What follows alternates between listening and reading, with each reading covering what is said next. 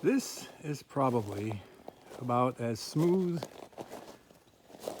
and as clean and as quiet as our road has been in many a year. So they put about 3 inches of new blacktop surfacing material on our road, and I ordered in a load of gravel so that I can transition from the road edge to our driveway. But yeah, listen to that.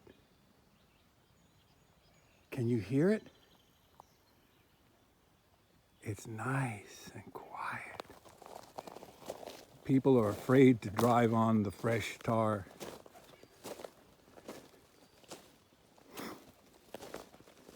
Love it. Love the quiet. But you can see here how thick it is.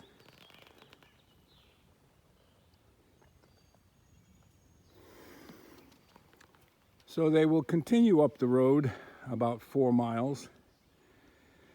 And when that's all done, they'll come in and put in shoulder material where my cones are. These are my cones. And that'll fill that back up. But I didn't want cheap, dirty, sandy, gritty, muddy fill material at the top of my driveway. So now I have to fix the rest of the driveway. I've got some more work to do.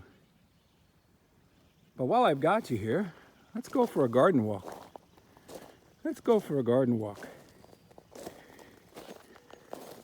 So down here are the wild, I call them wild daisies, but I'm sure there's a weed name for them. They look real pretty until they don't. You know, the seed heads will break apart and those seeds will scatter and grow more. So under my trees I planted some comfrey. Every tree got 2 comfrey and forsythia. And then every year I plant a row of pumpkins. Now those were seeded directly in the ground, but most of the row was seeded in trays in pots and transplanted. So they're getting a good hold now. I see some blossoms forming, and maybe we'll have pumpkins for Halloween. And there's my chip pile. A good place to rest the garlic after I pulled it today. It's not bad garlic. I don't have small hands, so that's good sized garlic. A couple small ones.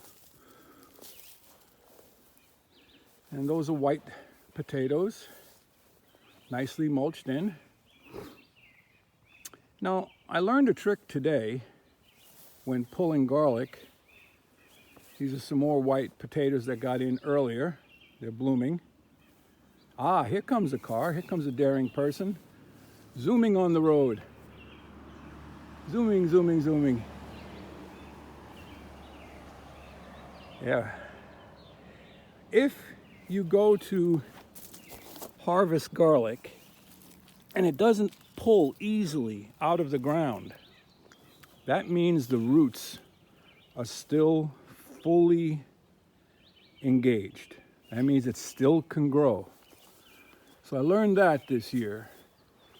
I've been planting garlic for decades, but I always just dug them up. I got to thinking today, why should I dig them all up if they're still growing? And we've got some red potatoes here. More garlic. And that's a catnip.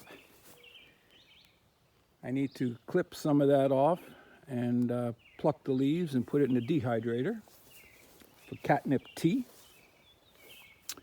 And I'm not sure which potato this is. I think it's also a red, or it could be white. Don't know. This is one bed of garlic I harvested already. And another small row of potatoes and weeds. And the elephant garlic falling over, ready to come out. Only have a few of those. And some of my Titan sunflowers. So, traveling along here, let's go to the other garden. You get to see my whole place here. So I have a full rain tote now.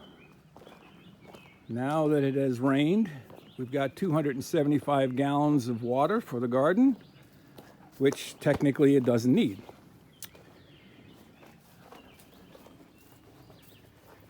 And in here is my little currant nursery.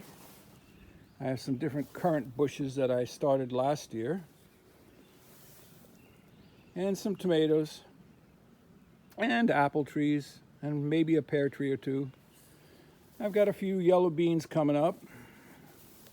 Planted my carrots in here. Here's some more comfrey I got started. Needs to come out and go find a permanent home. Some chives. And then now we start tomato row. But take a look at the black currants. There you go. You can see the black currants in there. Some in there too. Need to pick them. But this is tomato row. So these tomato plants, and I've got beans mixed in between and some basil. The asparagus here, another black currant bush. But these tomato plants came from seed that we got from tomatoes we brought back from South Carolina, a dozen years ago. They didn't have a name, they just called them heritage or ugly tomatoes. But there's the June-bearing strawberries in there. They're all done. But look at the amount of blossoms on these. And I need to be a little careful with them this year because there is something called a mega bloom. And I think I have a few on here already. I think this one here is a mega bloom. This one here. What they are multiple blooms all in one, and they make a tomato that's just gnarly, and you really don't get much out of it. You can't slice it. You can cut it up, or you can mash it. This down here is borage. Naturally, we plant marigolds in with the tomatoes. This is what's left of the red currants. I leave them on for the birds and critters. I pick enough to make something. And these are the ever-bearing strawberries. The ever-bearing strawberries are smaller, but they're so tasty. So that was one pear tree over there. I've got that severely summer pruned. And this is the other one. Got that summer pruned. And I've got some water bottles on it to pull a couple branches downward. Comfrey underneath the tree. And then red raspberries. So the chard is coming along, Swiss chard. But these tomatoes are unbelievable this year, the size of their stems. Some more red raspberries I started last year. This is a plum tree that got bit by the frost, so I pruned it back. More comfrey underneath there. This is my little basil patch. There's some teeny tiny basil coming up. and a store-bought one that I planted there. A row of dahlias.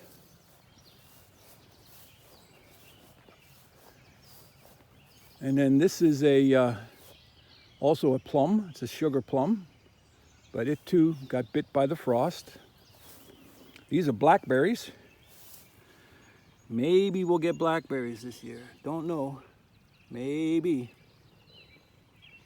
But they're sending up strong canes for next year, except for where the deer decided to chomp them off last night. And over here, I threw some small onions in just because I had them. This row of potatoes does not look good. I don't know which variety it is, but it was planted early along with this one. There is one plant that's coming along halfway decent. Don't know what's gotten into it. More potatoes. Apple tree. More comfrey.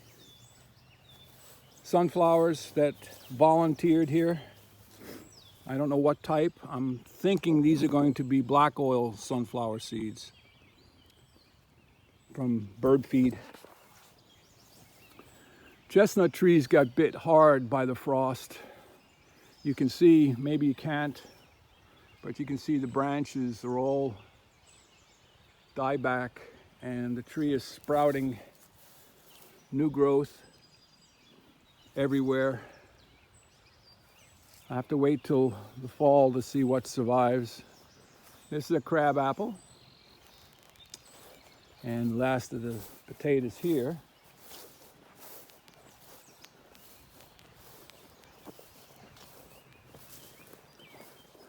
So this is the amazing wall of Jerusalem artichoke.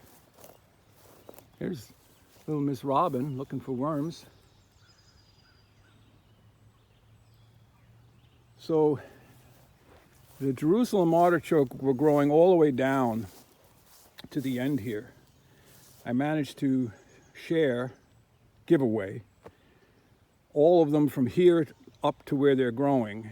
And so when that was empty, I scattered all sorts of seeds in here. If you look closely, you can see marigold, I see zinnia, I see sunflower, I see kale, lettuce everywhere. I see kale, I see dill, all seeds that I had saved over the years. I figured they're not doing me any good sitting in boxes and bags. So you can see it's a mixture of all sorts of green. And I'm surprised the bunny rabbits haven't gotten here yet.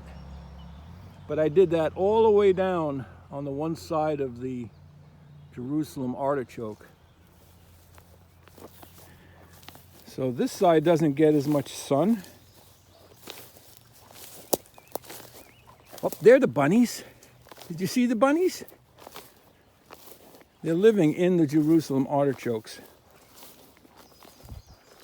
Good place to hide. It's like a jungle in there.